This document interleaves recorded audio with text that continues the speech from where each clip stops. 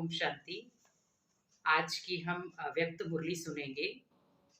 तो ये अव्यक्त मुरली 1-8-21 और रिवाइज है बाय 24-2-88 की। अव्यक्त बाप दादा। तो इसका मेन हेडिंग है मुरली का, वरदाता से प्राप्त हुए वरदानों को वृद्धि में लाने की विधि। क्योंकि भगवान ने हमें बहुत सुंदर वरदान दिए हैं और उन वरदानों को हमें अपने जीवन में आगे बढ़ाना है, तो उसकी क्या विधियां हैं, तो वो पूरी मुरली में हम आज सुनेंगे। आज बाप दादा अपने रूहानी चात्रक बच्चों को देख रहे हैं। चात्रक मीन्स होशियार। हर एक बच्चा बाप से सुनने के, मिलने के और साथ साथ बाप समान बनने के चात्रक है। सुनने से जन्म जन्मांतर की प्यास मिट जाती है ना। ज्ञान अमृत प्यासी आत्माओं को तृप्त आत्मा बना देता है। तभी जैसे भी हमें प्यास भी लगती है तो पानी के भले एक घूंट ही हो, जिससे ही हमारी प्यास बुझ जाती है। तो वैसे ही परमात्मा ने कहा, ज्ञान अमृत प्यासी आत्माओं को तुम तृप्त आत्मा बना देता है। सुनते सुनते आत्माएं भी बाप समान ज्ञान स्वरूप बन जाती हैं। वह ये कहें ज्ञान मुरली, सुनते सुनते स्वयं भी मुरलीधर बच्चे बन जाते हैं।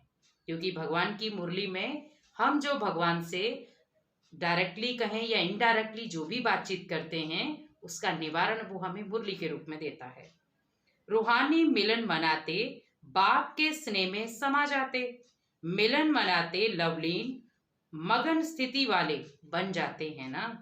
लवलीन मीन्स भगवान के लव में लीन होने वाले। मिलन मनाते एक बाप दूसरा ना कोई, इस अनुभूति में समाये हुए रहते हैं। मिलन मनाते निर्विघ्न सदा बाप के संग के रंग में लाल बन जाते हैं ना। जैसे कोई छोटा बच्चा भी होता तो हम क्या कहते हैं, ये मेरे दिल का दुरारा, मेरा लाल है ये। तो भगवान भी हम बच्चों को हमेशा किसी न किसी रंग से सजाते हैं। जब ऐसे समाये हुए वह स्नेह में लवलीन बन जाते हो तो क्या आशा रहती है, बाप समान बनने की। कि हम कैसे भी करके बाप समान बने। बाप के हर कदम पर कदम रखने वाले, अर्थात बाप समान बनने वाले। क्योंकि भगवान को हम कहते रहम दिल, मर्सीफुल, तो वैसे ही हमें बाप समान बनना है। तो यहाँ आगे भगवान ने कहा, बाप समान बनने वाले जैसे बाप का सदा सर्वशक्तिवान स्वरूप है, ऐसे बच्चे भी सदा मास्टर सर्वशक्तिवान स्वरूप बन जाते हैं। जो बाप का स्वरूप है, सदा शक्तिशाली, सदा लाइट, ऐसे समान बन जाते हो ना। समान बनने की विधि विशेष बातें जानते हो ना। किन किन बातों में बाप समान बनना है, क्योंकि बाप भगवान के अंदर बहुत सारी क्वालिटी है, तो कुछ क्वालिटी तो हम अपने जीवन में उतार सकते हैं ना। बन रहे हो या बने भी हो, जैसा बाप का नाम बच्चों का भी वही नाम है, विश्व कल्याणकारी। यही नाम है ना आप सबका। क्योंकि हमें भगवान ने कौन सी जिम्मेवारी दी है, विश्व कल्याण करने की। क्योंकि हमें किसी एक का व्यक्ति का कल्याण नहीं करना, एक घर का कल्याण नहीं करना, एक मोहल्ले का कल्याण नहीं करना, एक शहर का कल्याण नहीं करना है, हमें पूरे विश्व का कल्याण करना है। क्योंकि वो पिता पूरे विश्व का ही है और हम बच्चे भी पूरे विश्व के हैं। जो बाप का रूप वही बच्चों का रूप है, जो बाप के गुण वे बच्चों के। बाप के हर गुण को धारण करने वाले ही बाप समान बनते हैं। जो बाप का कार्य वे बच्चों का कार्य। सब बातों में बाप समान बनना, लक्ष्य तो सभी का वही है ना। सन्मुख रहने वाले नहीं, लेकिन समान बनने वाले। इसको कहा जाता फॉलो फादर करने वाले।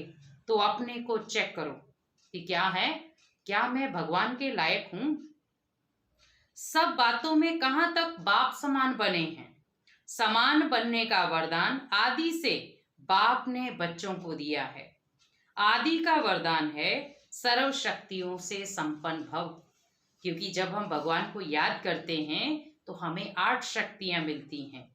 तो उन 8 शक्तियों को हमें किस प्रकार अपने जीवन में उतारना है और अपने जीवन को संपन्न बनाना है। तो लौकिक जीवन में बाप व गुरु वरदान देते हैं ना। धनवान भव, पुत्रवान भव, बड़ी आयु भव या सुखी भव का वरदान देते हैं। बाप दादा ने क्या वरदान दिया? सदा ज्ञान धन शक्तियों के धन से संपन्न भव। क्योंकि अगर हमारे पास ज्ञान अथाह है, परमात्मा की अथाह शक्तियां हैं, तो बाकी तो सब चीजें ऑलरेडी मेरे पास हैं ही हैं। यही ब्राह्मण जीवन का खजाना है। जब से ब्राह्मण जन्म लिया तब से संगम युग की स्थापना के कार्य में अंत तक जीना अर्थात बड़ी आयु भव। बीच में अगर ब्राह्मण जीवन से निकल पुराने संस्कारों या पुराने संसार में चले जाते हैं तो इसको कहा जाता जन्म लिया लेकिन छोटी आयु वाले, क्योंकि ब्राह्मण जीवन से मर गए ना। क्योंकि हम कई बार कहते हैं हम ब्रह्मा कुमारी की जो नियम मर्यादाएं हैं उनको फॉलो नहीं कर सकते हैं तो छोड़ के चले जाते हैं। लेकिन परमात्मा कहते बच्चे, एक तरफ हम कहते भगवान आप आओगे तो हम आप पर बलिहार जाएंगे, एक तरफ हम अपनी ही कमी कमजोरियां निकालते हैं, और अगर कोई सामने वाला हमें कमी कमजोरियां बता रहा है तो हम कहते उसको निकाल ही नहीं सकते हम। तो भगवान कहते हैं लेकिन वे जिंदा, क्योंकि ब्राह्मण जीवन से मर गए। क्यों कोई ऐसे भी होते हैं जो कोमा में चले जाते हैं, मीन्स भूल जाते हैं, होते हुए भी ना के बराबर होते और कभी कभी जाग भी जाते, लेकिन वह जिंदा होना भी मरने के समान होता है। तो बड़ी आयु भव अर्थात सदा आदि से अंत तक ब्राह्मण जीवन व श्रेष्ठ दिव्य जीवन की सर्व प्राप्तियों में जीना है। क्योंकि अगर भगवान के बन गए हैं फिर भी हमारे पास कोई प्राप्ति नहीं हो रही है तो हमारा जीवन तो फिर व्यर्थ ही है। इसीलिए भगवान का बनने के बाद ही हम अपने जीवन के असली महत्व को जान पाते हैं। बड़ी आयु के साथ साथ निरोगी भव का भी वरदान अवश्य है। अगर आयु बड़ी है लेकिन माया की व्याधि बार बार कमजोर बना देती है तो वो जीना भी जीना नहीं है। तो बड़ी आयु भव के साथ सदा तंदुरुस्त रहना अर्थात निर्विघ्न रहना, मीन्स बीमारी आए लेकिन बार बार बीमारी का बखान ना हो। बीमारी आई है तो चली भी जाएगी, तो हम बीमारी के समय भी जब हम परमात्मा को याद करते हैं तो हमें हर शक्ति की महसूसता होती है।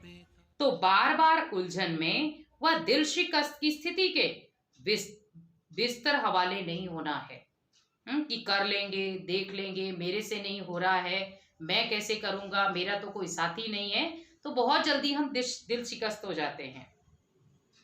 जो कोई बीमार होता है तो बिस्तर हवाले होता है ना। छोटी छोटी उलझन तो चलते फिरते भी खत्म कर देते हो, लेकिन जब कोई बड़ी समस्या आ जाती, उलझन में आ जाते, दिल शिकस्त बन जाते, तो मन की हालत क्या होती है? जैसे शरीर बिस्तर के हवाले होता तो कोई दिल नहीं होती उठने की, चलने की या खाने पीने की, तो कोई दिल नहीं होती है ना। अब कोई बीमार व्यक्ति है उसको बोलो आप पकोड़े समोसे खा लो तो वो खाएगा? नहीं खाएगा। लेकिन नॉर्मली है तो वो सब चीजें खाएगा। तो उसी प्रकार परमात्मा कहते बच्चे, हमारा तन बीमार है तो उसको ठीक कर सकते हैं, लेकिन अगर मन बीमार हो गया तो उसको ठीक करना बहुत मुश्किल है। ऐसे यहां भी योग में बैठेंगे तो दिल नहीं लगेगी, ज्ञान भी सुनेंगे तो भी दिल से नहीं सुनेंगे, जिसको कहते हैं मजबूरी बश सुनना पड़ेगा। सेवा भी दिल से नहीं करेंगे, दिखावे से व डर से लोक लाज से करेंगे। सामने वाला कर रहा है, मैं नहीं कर रहा तो क्या कहेंगे, चलो थोड़ी सी मैं भी कर देता हूं। तो क्या भगवान उस सेवा को स्वीकार करेगा जो दिल से नहीं की गई? दिल से सेवा की गई, भले वो थोड़ी ही हो, तो वो स्वीकार होती है। इसको सदा तंदुरुस्त जीवन नहीं कहेंगे। तो बड़ी आयु भव अर्थात निरोगी भव इसको कहा जाता है। पुत्रवान भव व संतान भव, आपके संतान हैं, 2-4 बच्चे नहीं पैदा किए, संतान भव का वरदान है ना। 2-4 बच्चों का वरदान नहीं मिलता, लेकिन जब बाप समान मास्टर रचयिता की स्टेज पर स्थित हो तब तो यही सब अपनी रचना लगती है। मान लो आप किसी को ज्ञान सुनाते हैं, किसी को जीवन में दुखी जीवन से सुखी जीवन में पहुंचाते हैं, तो हमेशा वो आपको याद करता है। तो उसी प्रकार वो क्या बन गया? भगवान की संतान। तो बेहद के मास्टर रचयिता बनना ये बेहद का पुत्रवान भव है। संतान भव हो जाता, हद के नहीं कि जो 2-4 जिज्ञासु हमने बनाया ये मेरे हैं, नहीं। मास्टर रचता की स्टेज बेहद की स्टेज है। किसी भी आत्मा को व प्रकृति के तत्वों को भी अपनी रचना समझ विश्व कल्याणकारी स्थिति से हर एक के प्रति कल्याण की शुभ भावना, शुभकामना रहती है। रचना की रचना प्रति यही भावना रहती। जब बेहद के मास्टर रचयिता बन जाते हो तो कोई हद की आकर्षित नहीं कर सकेगी। सदा अपने को कहाँ खड़ा हुआ देखोगे। जैसे वृक्ष का रचता बीज, तब वृक्ष की अंतिम स्टेज आती है तो वह बीज ऊपर आ जाता है, वो खुद खत्म हो जाता, लेकिन आपको फिर से वो दोबारा अपनी उपज दे जाता है। तो उसी प्रकार सोचिए कि ऐसे बेहद के मास्टर रचयिता सदा अपने को इस कल्प वृक्ष के ऊपर खड़ा हुआ अनुभव करेंगे। बाप के साथ साथ वृक्ष के ऊपर मास्टर बीज रूप बन शक्तियों की, गुणों की, शुभ भावना, शुभकामना की, स्नेह की, सहयोग की किरणें फैलाएंगे। तो क्या क्या बोला भगवान ने कि हमें मास्टर बीज रूप बनना है, क्योंकि अगर बीज आपका स्ट्रांग होगा तो पूरा झाड़ आपका फलदायक होगा। अगर बीज गला सड़ा है तो फल भी आपके वैसे ही आएंगे। तो उसमें कहा कि अगर आप बीज रूप हो तो शक्तियों की, गुणों की, शुभ भावना, शुभकामना की, स्नेह की और सहयोग की किरणें फैलाएंगे। जैसे सूर्य ऊंचा रहता है तो सारे विश्व को स्वतः किरणें फैलाता, तो उसे कोई रोके भी तो भी वो किरणें देगा ही। कितना समय तक वो रोक लेगा। लेकिन इसी प्रकार परमात्मा कहते बच्चे आप क्या हो, ज्ञान सूर्य के बच्चे, तो आपका प्रकाश कम क्यों, आपको भी तो उसी तरह से प्रकाशित होना चाहिए। ऐसे मास्टर रचयिता व मास्टर बीज रूप बन सारे वृक्ष को किरणों व पानी दे सकते हो। तो कितनी संतान हुई, सारे विश्व आपकी रचना हो गई ना। तो मास्टर रचता भव, इसको कहते पुत्रवान भव। तो कितने वरदान हैं, इसको कहा जाता है बाप समान बनना। जन्मते ही ये सब वरदान हर एक ब्राह्मण आत्मा को बाप ने दे दिए। वरदान मिले हैं ना, वह अभी मिलने हैं। भगवान भी देखो, हम बच्चों से पूछते हैं कि मिले हैं या अभी मिलने हैं। जब कोई भी वरदान किसी को मिलता है तो वरदान के साथ वरदान को कार्य में लगाने की विधि भी सुनाई जाती है। अगर वे विधि नहीं अपनाते तो वरदान का लाभ नहीं दे सकते। अब भगवान हमें बहुत सारे वरदानों से सजाता, लेकिन हम उन वरदानों को एक कान से सुने दूसरे से बाहर निकाल दें तो सिद्धि कहाँ से मिलेगी। क्योंकि हर कोई कार्य हम करते हैं जीवन में तो उसकी विधि की सिद्धि होती है ना। तो वरदान को सभी को मिला हुआ है, लेकिन हर एक वरदान को विधि से वृद्धि को प्राप्त कर सकते हो। वृद्धि को कैसे प्राप्त कर सकते, उसकी विधि सबसे सहज और सबसे श्रेष्ठ यही है, जैसा समय उस प्रमाण वरदान समृद्धि में आए, और समृद्धि में आने से समर्थ बन जाएंगे और सिद्धि स्वरूप बन जाएंगे। जितना समय प्रमाण कार्य में लगाएंगे उतना वरदान वृद्धि को प्राप्त करता रहेगा, अर्थात सदा वरदान का फल अनुभव करते रहेंगे। इतने श्रेष्ठ शक्तिशाली वरदान मिले हुए हैं ना सिर्फ अपने प्रति कार्य में लगाए फल प्राप्त कर सकते हो, लेकिन भवन का अन्य आत्माओं को भी वरदाता बाप से वरदान प्राप्त कराने के योग्य बना सकते हो। ये संगम युग का वरदान 21 जन्म भिन्न रूप से साथ में रहता है ना।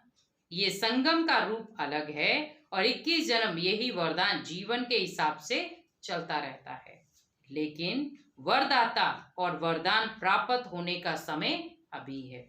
तो ये चेक करो कि सर्व वरदान कार्य में लगाते सहज आगे बढ़ रहे हो। क्योंकि अगर आपका जीवन खुशनुमा है, आप हर परिस्थिति से लड़ना जानते हैं, तो इसका मतलब वरदान असर कर रहे हैं।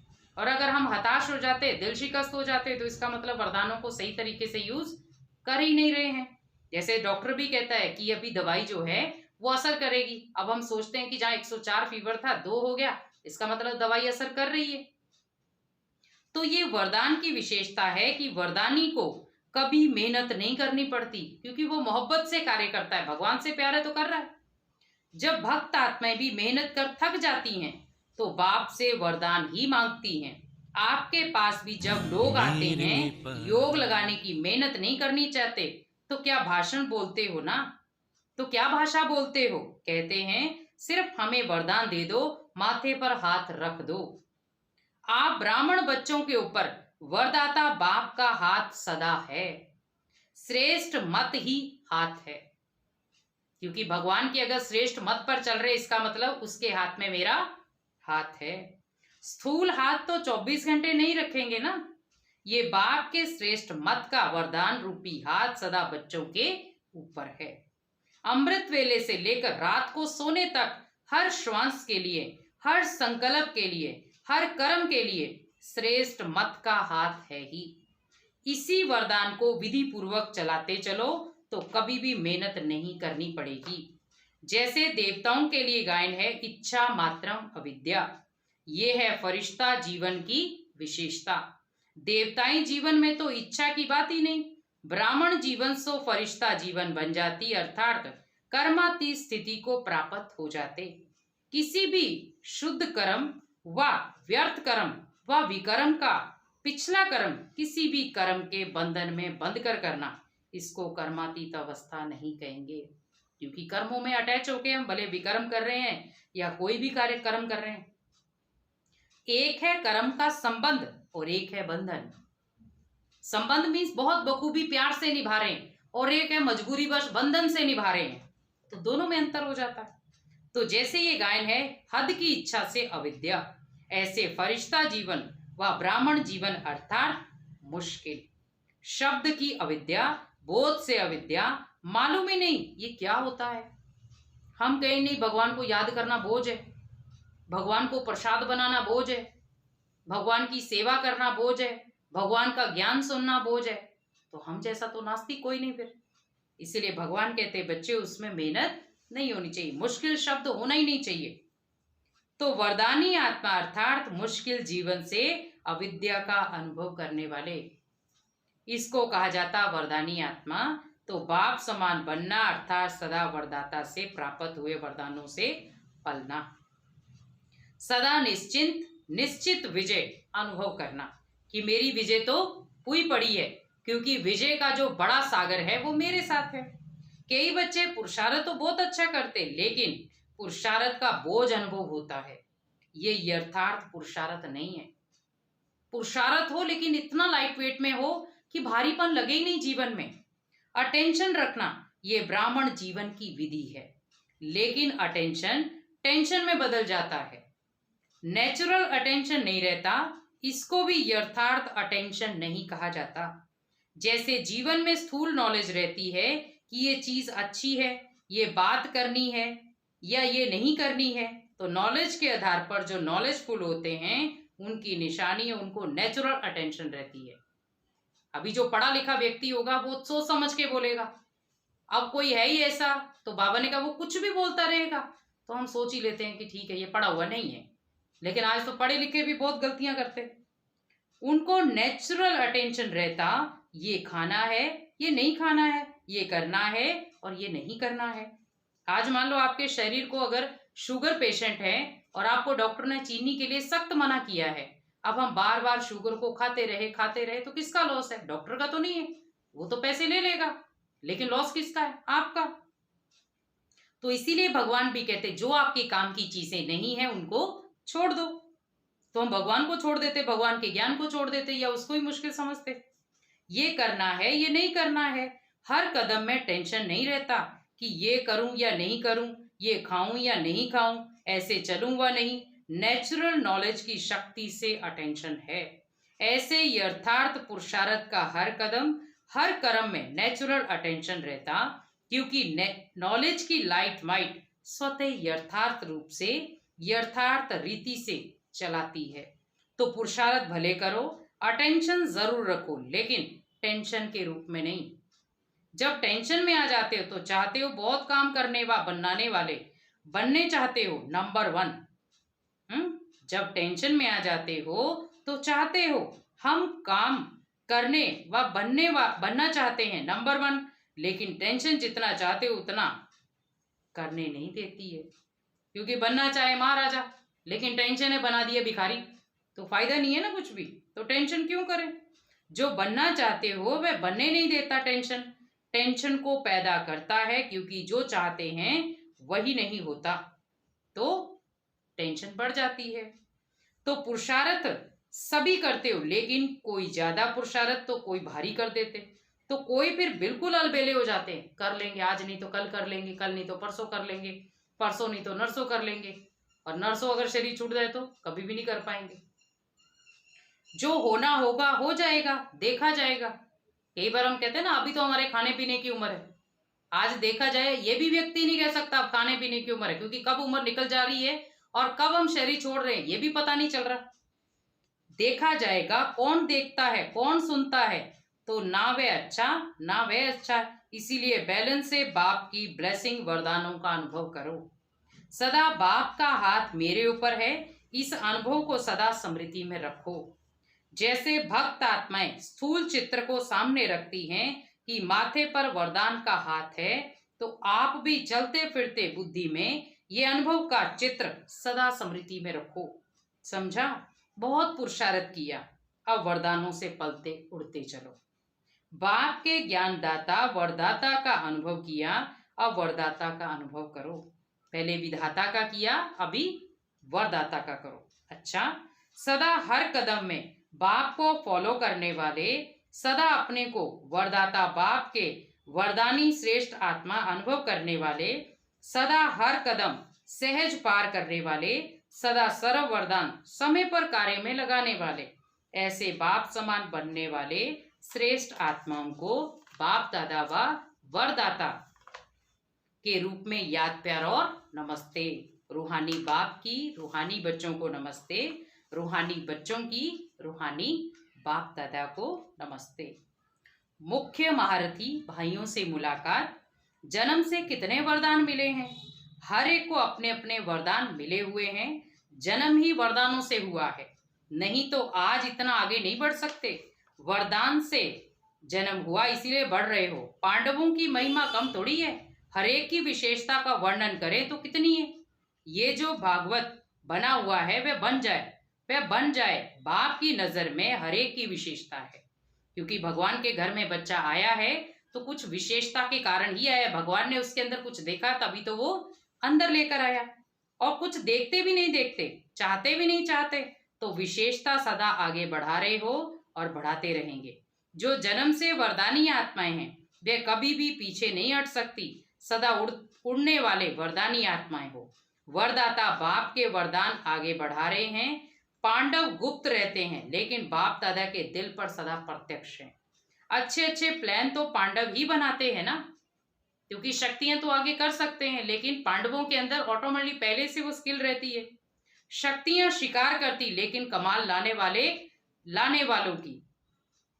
अगर लाने वाले लाए ही नहीं तो शिकार क्या करेंगी। इसीलिए पांडवों को विशेष अपना वरदान है।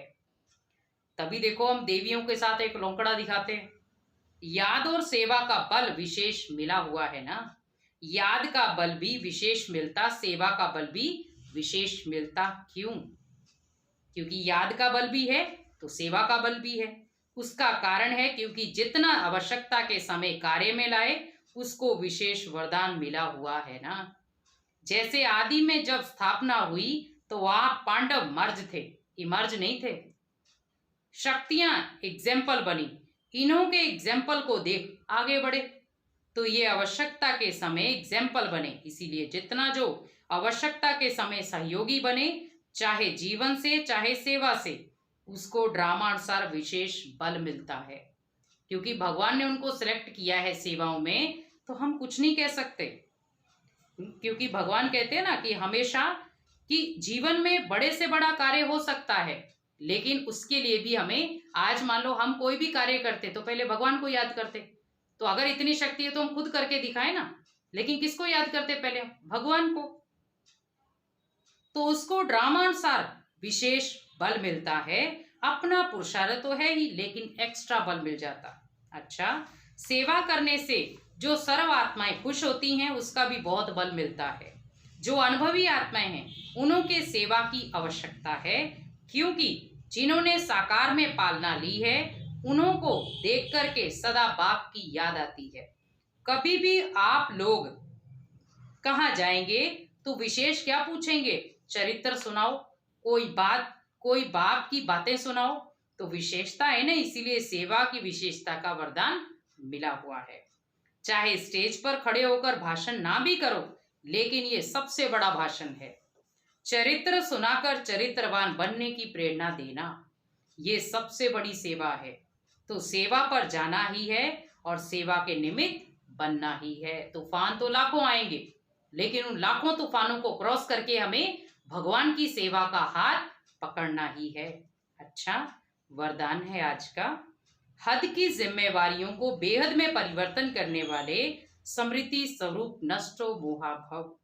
हद की जिम्मेवारियों को बेहद में परिवर्तन करने वाले स्मृति स्वरूप नष्टो मोहा भव। जिसे आज भगवान ने हमें कहा कि हम विश्व कल्याणकारी हैं, तो हद के नहीं है, हमें जिम्मेवारी पूरे विश्व की दी गई है। तो नष्टो मोहा बनने के लिए सिर्फ अपने स्मृति स्वरूप को परिवर्तन करो। मोह तब आता है जब ये स्मृति रहती कि हम गृहस्थी हैं, हमारा घर, हमारा संबंध। अब इस हद की जिम्मेवारी को बेहद की जिम्मेवारी में परिवर्तन कर दो। बेहद की जिम्मेवारी निभाएंगे तो हद की स्वतः पूरी हो जाएगी, क्योंकि हम भगवान के घर में हाथ बटा रहे हैं, तो हमारे घर का ध्यान तो भगवान रखेगा ना जरूर। अब हम सोचे कि नहीं मैं ही घर का ध्यान रखूं, तो हो ही नहीं सकता। लेकिन यदि बेहद की जिम्मेवारी को भूल सिर्फ हद की जिम्मेवारी निभाते हो, तो उसे और ही बिगाड़ते हो, क्योंकि वह फर्ज मोह का मर्ज हो जाता है। क्योंकि हम भगवान की सेवा से हाथ हटा के अपने लौकिक में हाथ बटा रहे हैं, तो इसका मतलब भगवान की घर की सेवा से आपको फल मिलना था, वो हमने खत्म कर दिया। लेकिन जहाँ फल नहीं मिलना था वहां लगे रहे। इसीलिए अपने स्मृति स्वरूप को परिवर्तन कर नष्टो मोहा बनो, क्योंकि कुछ समय का रहता है वो। स्लोगन, ऐसे तीव्र उड़ान भरो जो बातों रूपी बादल सेकंड में क्रॉस हो जाए। इसीलिए आपकी उड़ान इतनी पावरफुल हो कि नीचे छोटे मोटे बादल जो है वैसे ही क्रॉस हो जाएं। तो ऐसे तीव्र उड़ान भरो जो बातों रूपी बादल सेकंड में क्रॉस हो जाएं। ओम शांति।